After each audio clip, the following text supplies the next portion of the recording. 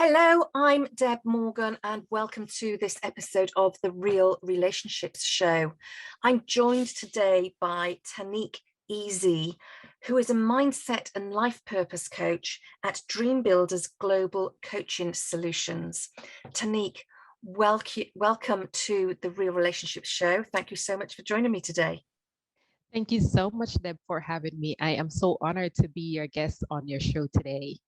Oh, thank you. You're very, very welcome. Now, I'm really interested to talk to you today about relationships. When we spoke about you being a guest on the show, I asked you for a little bit of background, and you sent me a really interesting paragraph which shows that you've got a lot of insight into relationships. And I guess that shouldn't surprise me. As somebody who is a mindset and life purpose coach, I guess I should expect you to be in tune, really. But what I was really interested in is that you said it was the relationship between your mum and dad which showed you and shaped you how you entered relationships. Yes. And I'd like to talk a little bit more about that, because so many of the people I work with don't recognize that they've learned how to have relationships from their parents or the people around them. So that tells me you're actually quite insightful as a young child. Tell me a bit more about that, Tanique. Absolutely, Deb. Thank you so much. And I do appreciate your listeners who are watching live and who are also watching the replay. So, as it relates to the relationship with my mom and dad, and yes, I was very insightful as a child, very introverted, and I'm still an introvert. Mm-hmm. And people don't believe that, but yes, I'm an introvert. And I would observe, as an introvert, I observe things that go on around me. And I would observe my mom and dad. And initially, when they were married, they had their good moments. And when they were getting divorced, it was like not the same two persons at all. And that showed me like, wow, relationships aren't always as you read in books or as you watch on television. So this was real for me. And it really put a number on me, so to speak, Deb, where after I saw that failed relationship with my mom and dad, that kind of shattered my world. Mm-hmm. And I started getting into relationships that weren't really the right relationships for me because I was seeking Mm-hmm. that love or that connection outside of what I saw mom and dad had. And then it all disappeared. And that really has shaped how I looked at relationship up to in my early 30s. It really Wow. as shaped how I looked at relationship until I started getting more into personal development and relearning really what Mm. relationships are really like and how we can actually have better relationships even when we are separated. Mm-hmm. Wow, that's fantastic. And I love that you say, I recognized at such a young age that real relationships aren't like they show us on TV and in films, which is something I talk about so much. I'm not going to go off on my soapbox now, but it is something that regular listeners and viewers will have heard me say time and time again. You know, Disney and Hollywood are selling us a myth.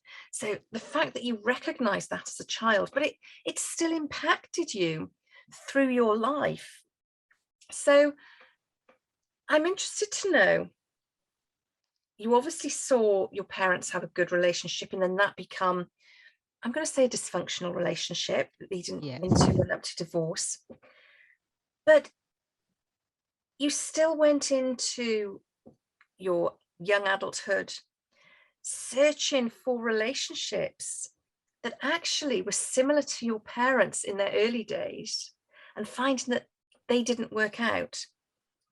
And I don't want to pry into your parents' marriage particularly, because nobody knows exactly what goes on in a marriage other than the two people who are in it. Right. But I'm interested to know, was there anything specific when times were good that you thought, that's what I'm looking for in a relationship? And then on the flip side, Was there Yes, anything when they went through their divorce that you thought, I definitely don't want that? yes, yes, yes. When things were good with my mom and dad and it was all nice, um, you know, my I would see laugh and they would hug each other and they would make fun and they would bring because I was like the child that was in the marriage. My brothers and sisters were outside of. Hmm. And so you would see all of us coming together, Mm, having fun on a Sunday afternoon. And this was not a Shakespeare kind of thing. We would play board games or we would just be outside. And mhm, in the Caribbean, in Jamaica, we have what is called cricket. And I know the English knows about cricket, mhm, right? And so we would play our own form of cricket, uh-huh, right? With makeshift bats and mhm, balls that we had. And that really was something that was amazing for me to see even my parents coming in and enjoying that with us as children. mm, And so I really wanted to emulate that part of a relationship. And then as you ask, what is it about the other side, the flip mhm, side that I wouldn't want to take on? And that is seeing both parents not speaking with each other for mm, a long time, right? mm, Where after they divorced, it was like no one, you couldn't talk about the other person within the mhm, other person's presence. And then the family was torn because one side of the family was taking one person's side mm, and the other side was taken because somebody was wrong and somebody was right. yes, And as you said, nobody except the two persons in the marriage really know mm, what is the true position of what's happening. Everyone else outside of that, we're just speculating, we're just exactly. thinking, we are seeing, but we don't really know what is really happening. So we see bits and pieces and trying to put it together. And so, you take sides to one taking the side of mom, one taking the side of dad, and then that is causing the divide. And so I wouldn't want to take on that part. Mhm, That's the part of that yes. relationship that I wouldn't want to take on and to embrace in my relationships. Wow. And I'm just struck by how at a young age, a young child into womanhood, you're battling with these opposing dichotomies where you have your parents showing you what it is to really have this wonderful relationship, not just together but with the whole family, and how you all come together and you enjoy each other's time, you enjoy each other's company, you make time for each other, you have fun together, you really sort of Mm-hmm. embrace life as a family. And then the opposing dichotomy some years later where they're not Mm-hmm. talking, and the people who have brought the family together are pulling the family apart because, as you say, Mm-hmm. your siblings Right. are taking sides.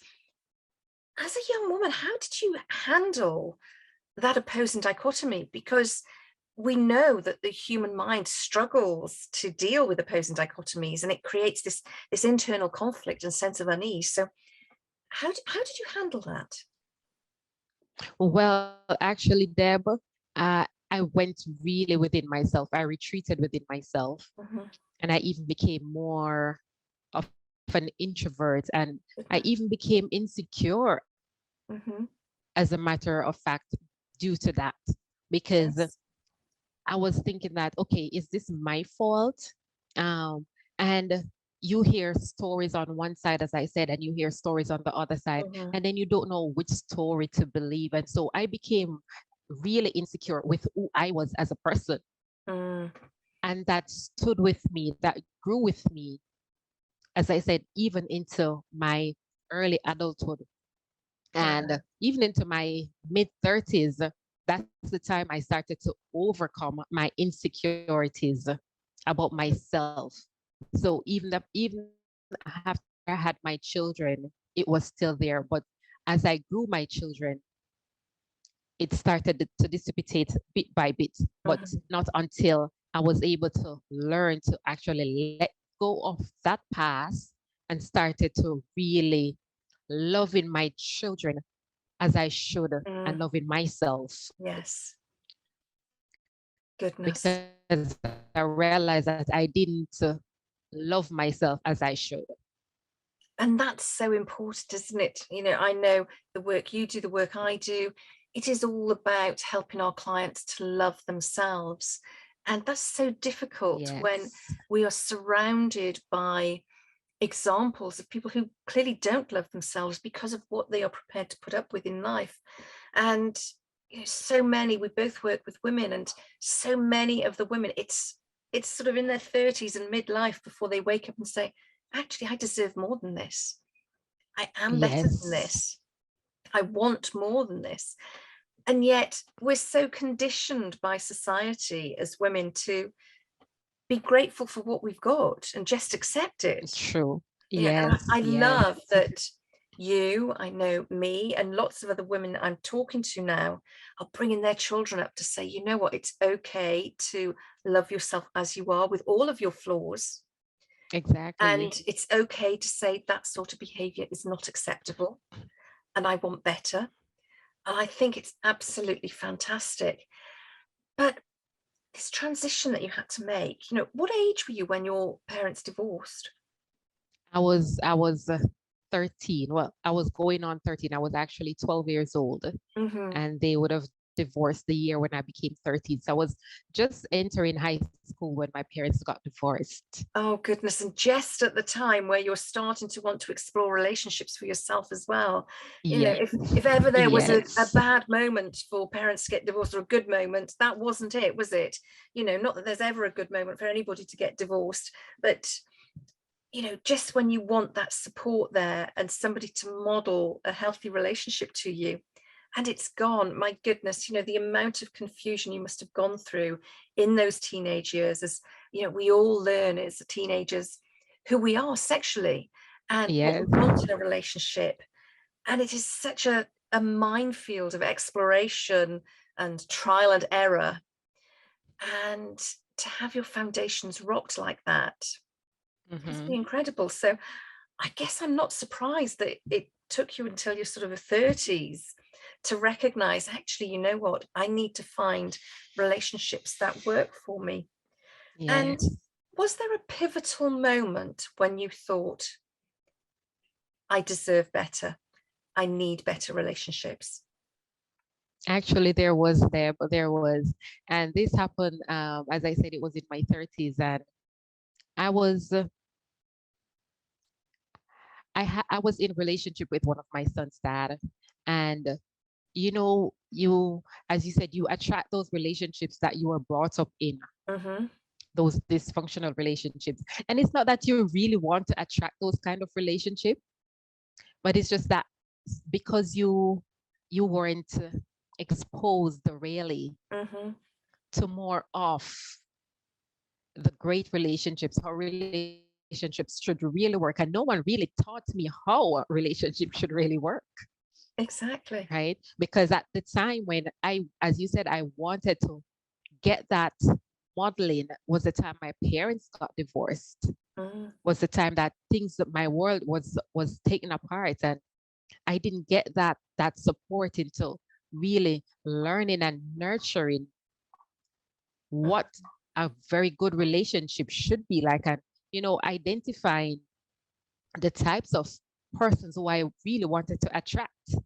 And so in that relationship, going back to that relationship, I realized I was putting up with so many things that I really didn't want.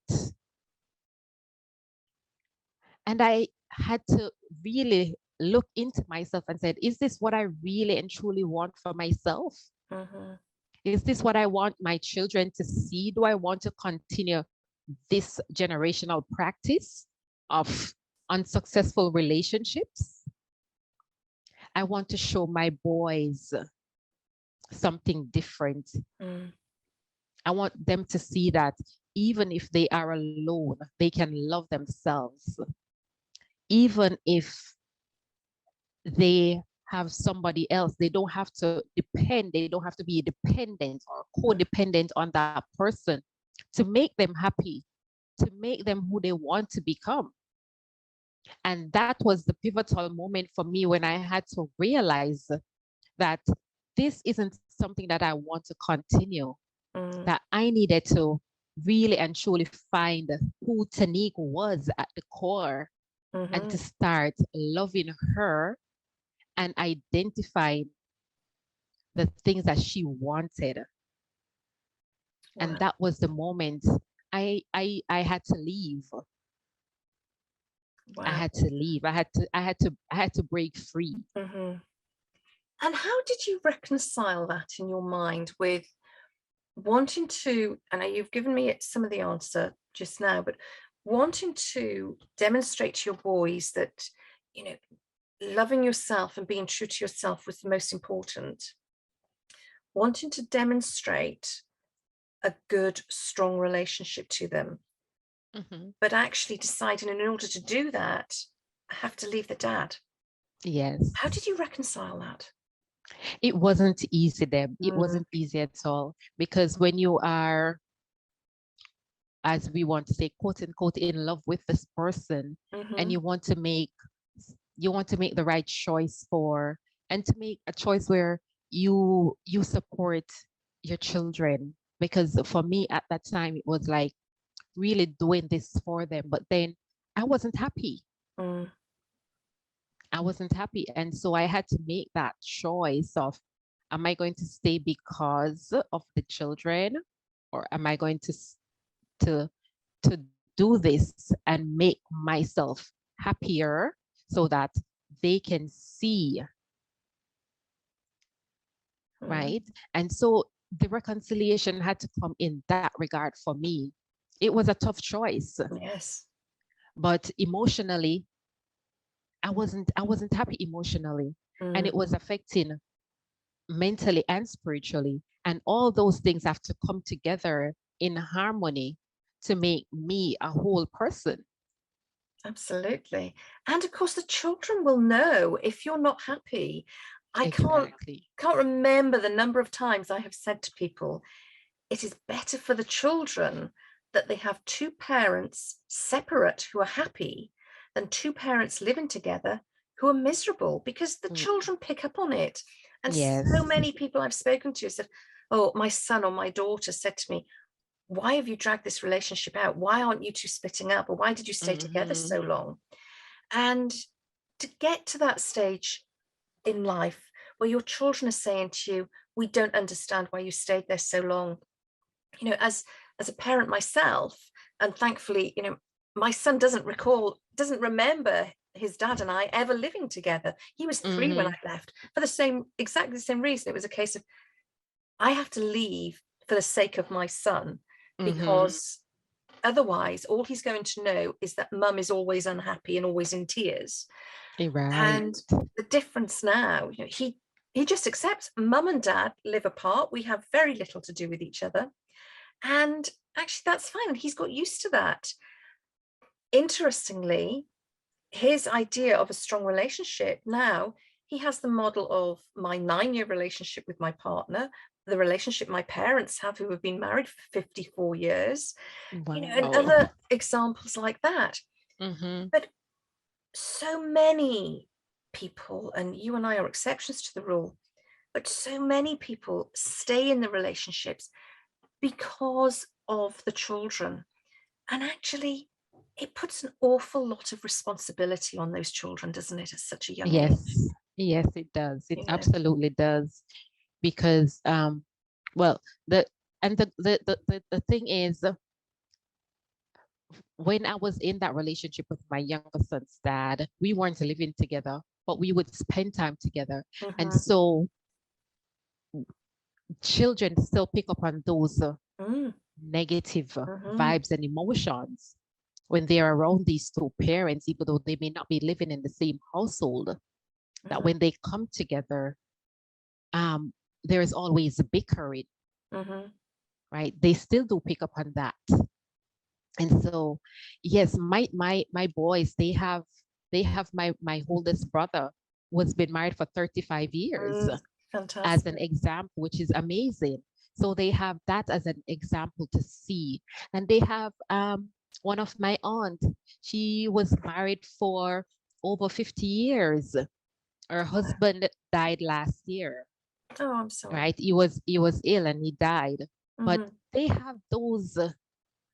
relationships as examples. So I didn't have to stay putting pressure on myself Mm, to mm. say I have to stay in this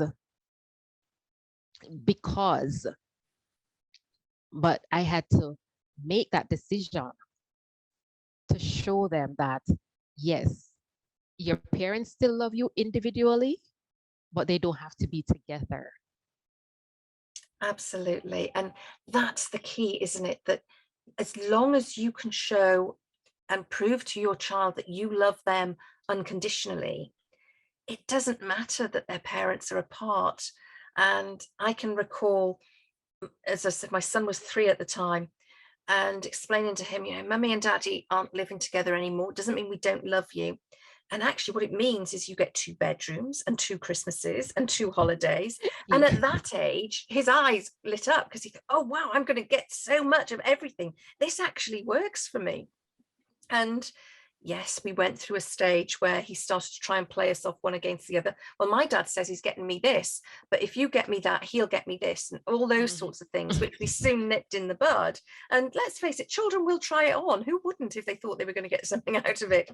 But it's interesting to see, and I've seen it in other people and hearing, from you, I suspect that your boys have got to a stage where they're so much more rounded because they've seen that it's okay, and some relationships last, some don't. There doesn't Right. have to be conflict or bitterness when a relationship ends. We Hmm. can walk away, we can be happy with life as it is. We are not defined by the person that we choose to have a relationship with. We're defined by ourselves, our own actions, our own feelings, our own thoughts, etc., our own beliefs. And when we can model that to our children, we kind of know that we're bringing good children into the world and the future is safe, I think, don't we? Yes, that is so true. That is so true, right?